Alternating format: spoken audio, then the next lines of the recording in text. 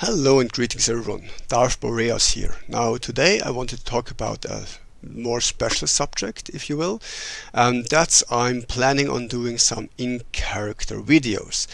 Now, one of the main issues that I have doing the videos like I do is that my videos are unscripted, they are unedited, and usually that means they are of lower quality in the format that I do because it gets a bit rambly, I repeat points, and more importantly, there are channels out there that explain things a little bit better than I do because they have proper scripts and all. So some like this format that I'm doing, and it's the one I have time for. But I grant you that there is channels out there that are better researched than mine. Now, I'm not saying that mine absolutely suck. I occasionally do get things wrong. I don't know everything either. But there is a lot of channels out there, sadly, that are supposed to be pretty well researched and say that they are, but clearly are not, and usually only refer to the movies or something. So there is channels that I think do way worse in that regard. There's channels that do better, which I, by the way, also link in my sources. Now, some channels do fantastic, so I wanted to see if I can do something unique that other people haven't done yet. There's channels that have done a theological view on Star Wars, a psychological one, a philosophical one. There is motivational channels that use interpretations of the Sith code, like Sith Mastery, to teach people how to do their life better, basically, how to improve themselves. I can't do any of that. What I can do is make in-character videos like I did with the Bali early on for vampires.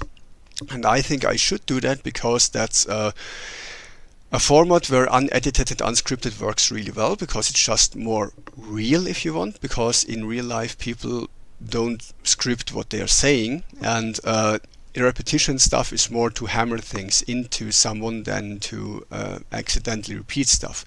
I also like the in-character idea per se, because that's a rather unique take that I'm not aware of other channels doing. Maybe, I mean not in the Star Wars area anyway.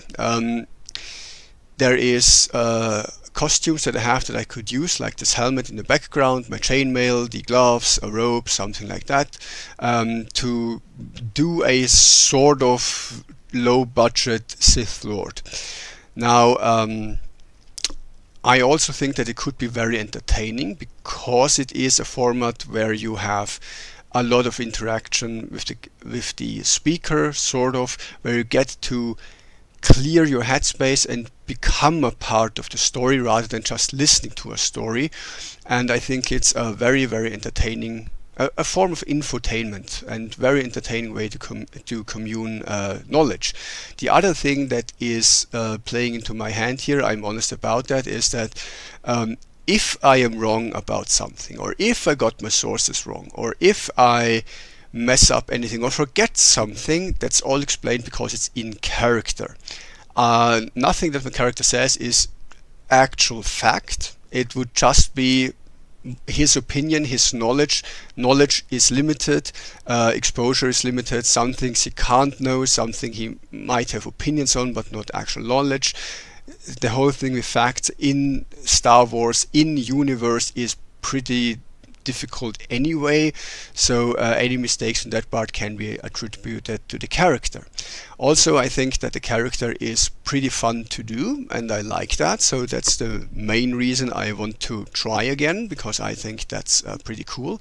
And more importantly, if I do in-character videos, I do have a small fan base that actually likes that. So yeah, in-character videos are coming up more or less soon. I will see how I get to it. That being said, the character that I'm going to use. Now, I think it would be best to have a little bit of a special character. As said, I'm a dungeon master. That comes out wrong, I guess. What's the correct term outside of Dungeons and Dragons? I only know it in German. Anyway, the main thing is that I'm of the opinion that player characters as well as lore characters should always be special and stand out in some way. Special doesn't mean lore breaking. No character should ever break the lore. No character should be a Mary Sue. If your character is special in some way, it should have a background that explains why and how they got to where they got to. Now, player characters in all systems that I'm aware of are always special and always standing out, because just normal average people are not that much fun to play and wouldn't go on adventures. They would just do normal people stuff. So that's not really all that fitting then. Now there is role players that love playing a farmer who just runs a farm and does farming all day, and there's occasional trouble with thieves or goblins attacking his farm and he has to defend against that. So very, very low key. You can do that. Some people enjoy that. If you do that, I have no issues with you. Some like the super high fantasy crazy stuff, which I personally don't like either, because they usually play characters that are way leagues above anything that we have seen in the lore. They're not exactly lore breaking usually, but they are so high power level that they become more powerful than the main antagonist or main protagonist of the universe that it's set in. Like it would be like say World of Warcraft, where someone plays a Death Knight that is vastly superior to Arthur's in basically every single way. I don't think that's good. Also, the hilarious part about that is I've witnessed a guild, and I've been a part of a guild just for trying, that had all characters be these insanely powerful people, like mages that are more powerful than Jaina and stuff like that. And if you have an entire group consisting of these, it's also, first of all, it really invites power play. It's absolutely ridiculous, and you don't really find anything to do with them, because if you are that level of power, there are no more threats to you. If you can just sneeze away Deathwing, then why don't you just do that? You really struggle to find anything to fight here, and the only things that they fight is usually amongst themselves. So also difficult. That being said, I'm of the opinion that player characters should stick out and should have special properties that others, normal people, don't. Now, inside Star Wars, you can have that in many different ways. You could be a non-force sensitive that has a special training to them, that has a very special lore background, character background, that has very special weaponry or armor, or is just super good at, say, like Thrawn, strategic thinking, and maxes out his intelligence that's so hard that he owns everyone else. I don't have an issue with that. You could have play as a Mandalorian and just be such insane fighter that force sensitives are no threat to you. You could be a Jedi or a Sith with powers that we haven't seen yet in the official canon. Like most video game protagonists have that. Cal Kestis famously is I think the first one to ever use Force Freeze, which is insanely powerful, and he does that. Revan was insanely powerful as a player character. Mitra Surik, player character, super powerful. I don't think there's an issue. If you look at the MMO, the Wrath of the Emperor and Darth Nox, slash Imperius slash whatever, those are super powerful characters, way more powerful than most things in universe. Yet they are player characters, and it makes sense, and they all have a story explaining why that is and how they got there. And not to mention, in Star Wars, everything is kinda laughably weak compared to the ancient Sith, or the Rakata and Qua before them, or the Celestials before those. So even if you come up with some super crazy powerful idea, you'd still be inferior to elder things. Not to mention that if you do come up with a super powerful concept, you should limit it in a way that makes it not that powerful, because the main issue with super powerful characters is that they tend to break the lore or create plot holes. Because if you could just whisk away Palpatine because you're that powerful, why didn't you do so? So you have to have an explanation ready for things. With that said, my character is going to be special in many ways. I'll give you explanations how and why, and I actually talked on Star Wars forums, in Star Wars Discord servers with friends who I know that are absolute lore nerds, and I researched things myself and double and triple checked if things are lore breaking anyway, and came to the conclusion and created a character that was looking pretty solid, not too powerful, not too weak, very unique, very special, but in no way lore breaking or outside what is common in Star Wars, like available in Star Wars in canon sources. So nothing completely fan-made or something. And the other thing is that I used ChatGPT to create a character. I just gave bullet points to ChatGPT and said, make a character for the D6 system.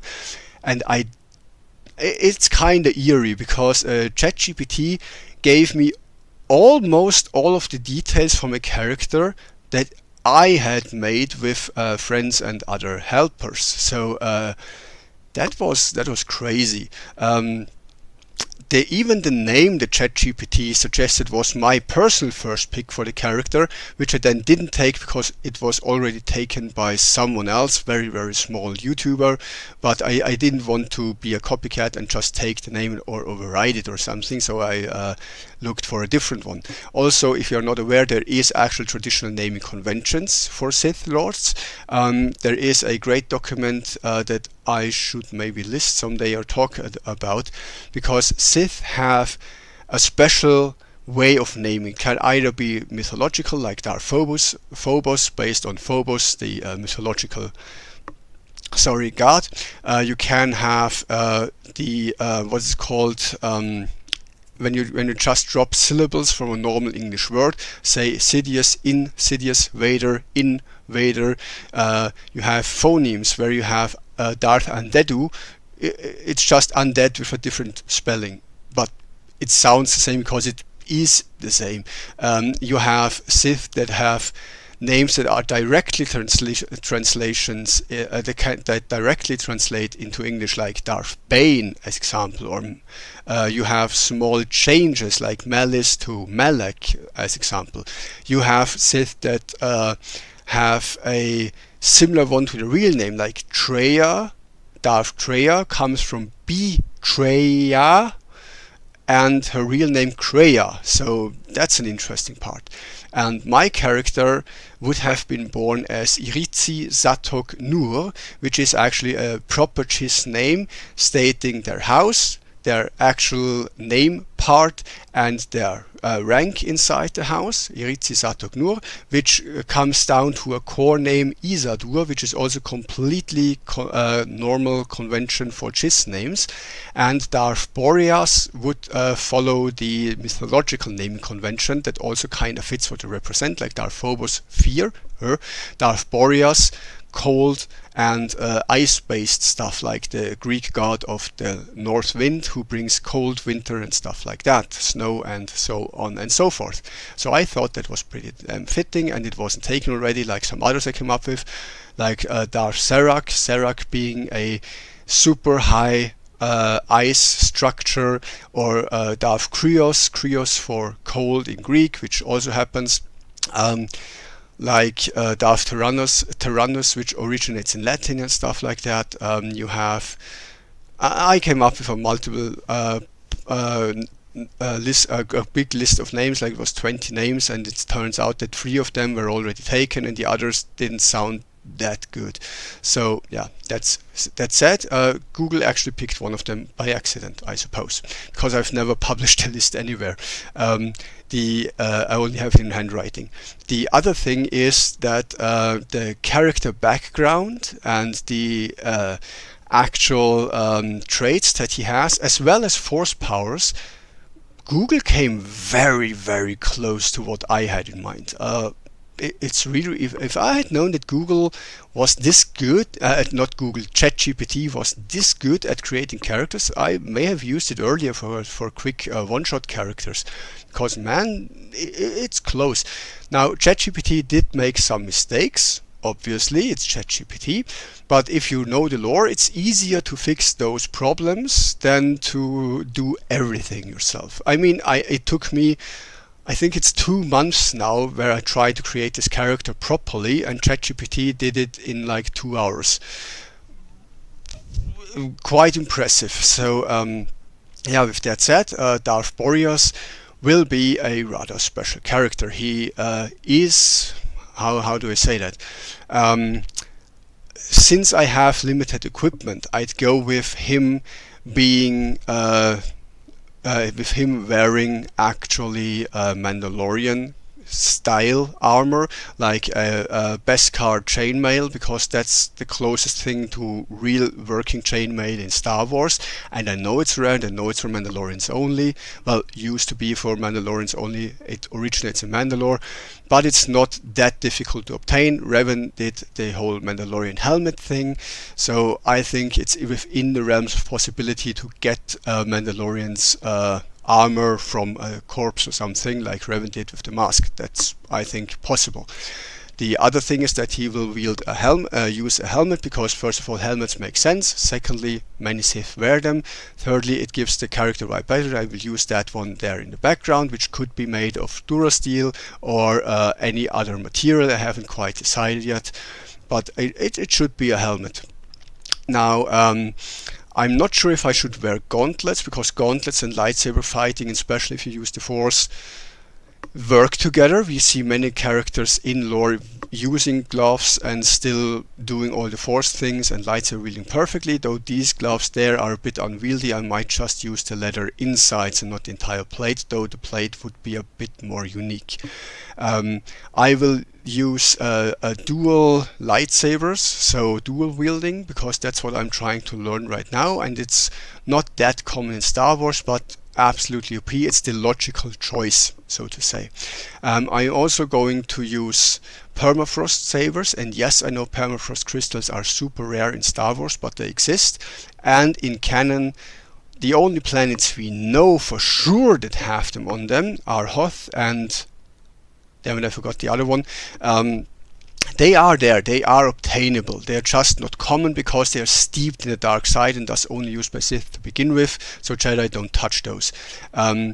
Also, there is no reason why he couldn't have found a planet or anything where there is an abundance of these crystals. Like this similar thing happened with the Jedi and Ilum, so why shouldn't the Sith have that happen too, basically. He is going to have a lot of ice-based powers, which is logical if I use permafrost sabers, and it's Darth Boreas ice-based character.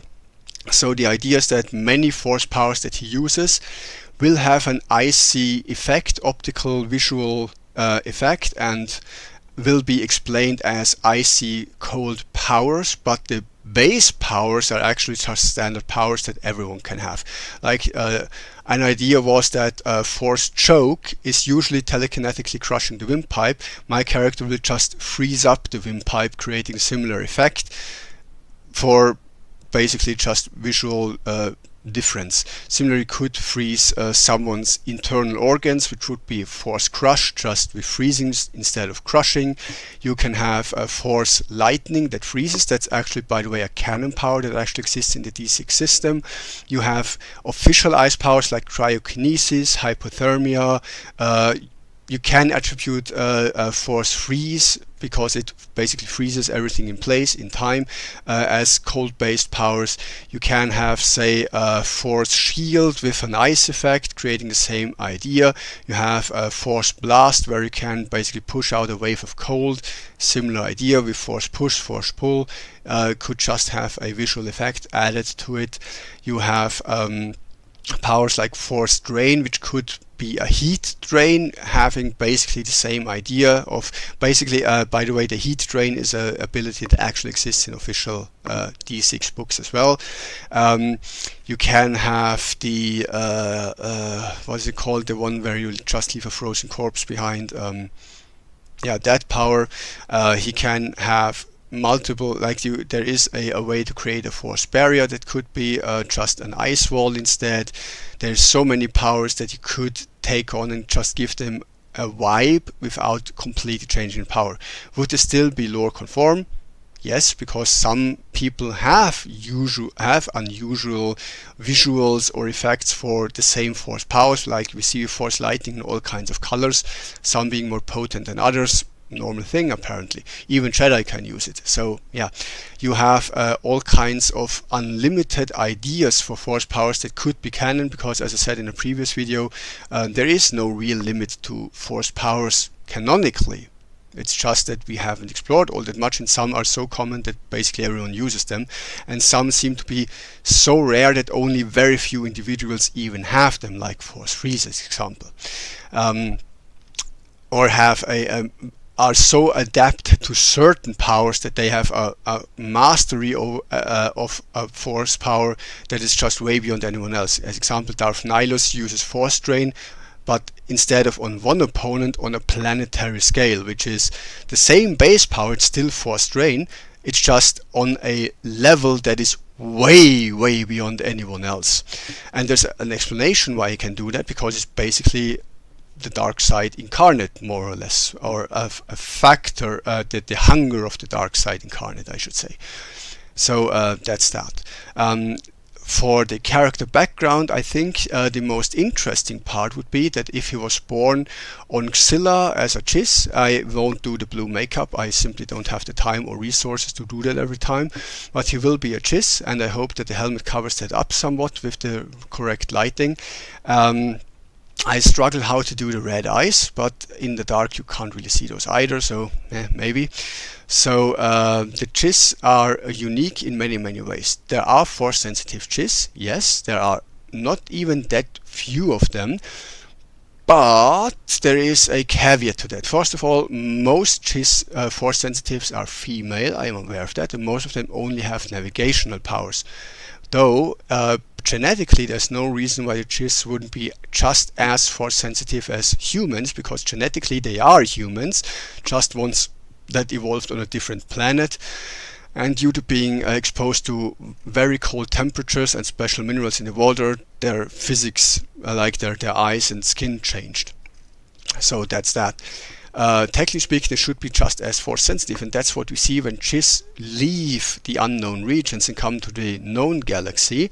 Some of them suddenly develop force powers that they never had before, because there is an actual reason for this. In canon, the unknown regions were specifically created by, I think, the Celestials to suppress force powers and the force itself. They made it unacceptable with all kinds of anomalies and black holes and force waves to guard specific areas of the unknown regions and make it so that you can't escape. That's the basic idea behind this.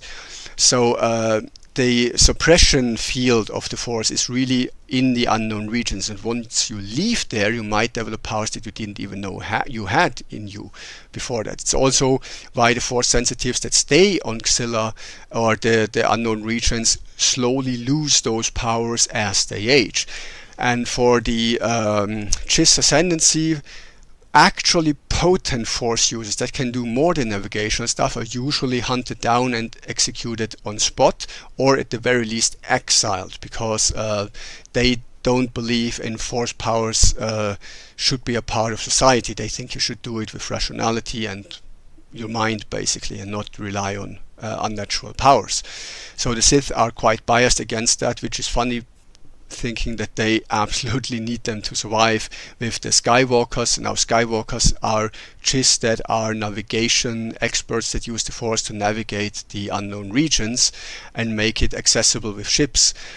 Those are called Skywalkers, has nothing to do with Luke or the family. It's really just the Chiss name for such Force sensitives, because they can make ships walk the sky, basically. So that's where that comes from.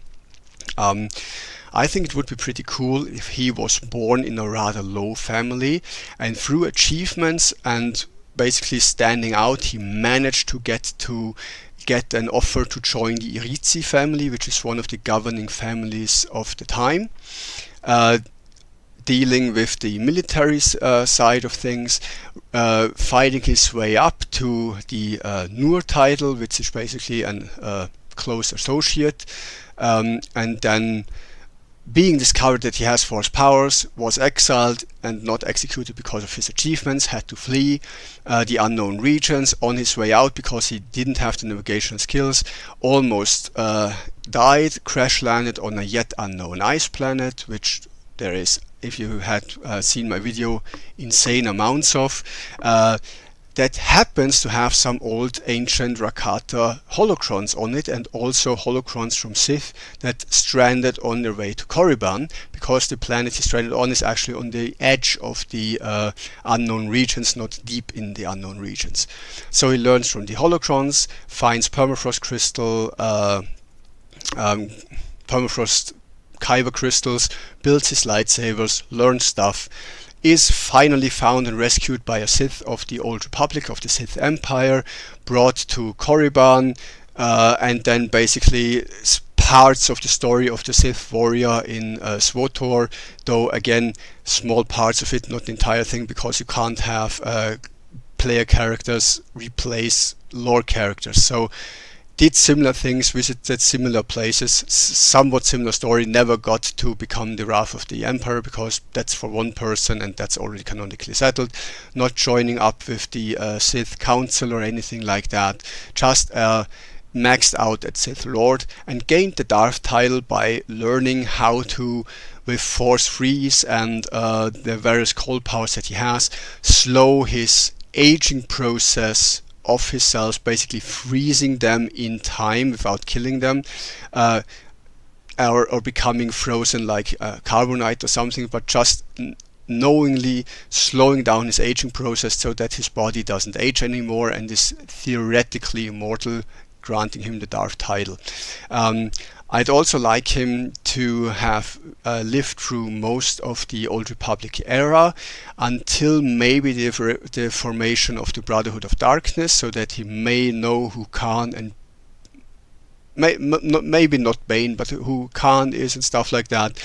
Then had a either tragic accident, was frozen carbonite or something, was out cold for a long time, and reawakens just as the Emperor Palpatine is killed by Vader, and that's the time when he returns to a time that is completely alien to him, where the Sith are more or less gone, where he learns about the failings of the Sith, where he learns about the failings of the Jedi, how things went since he was out of the picture, and trying to reform and rebuild the Sith. Basically, that is the genuine idea, and you as listener, as the watcher of the video, will be one of his apprentices, and I will teach you in character about Sith philosophy, Sith doctrine, Sith teachings, powers, lightsabers, all that stuff through character interaction from the master to one of the pupils. And I think that's a wonderful time frame to set things in. It would explain why he has so much knowledge on these things when modern Sith don't. It would explain his power level. It would explain why he would take many apprentices and not just one. And I think it's a pretty cool thing to have as a setting. I have fleshed out the character a little bit more than that, but I think I will speak on that in character later on. I hope you like the idea. If you have any ideas on how to improve the character or make it more lore conform or something, I'm all ears. I'd love to listen to your suggestions. With that, I'm wishing you a wonderful day, and may the Force be with you.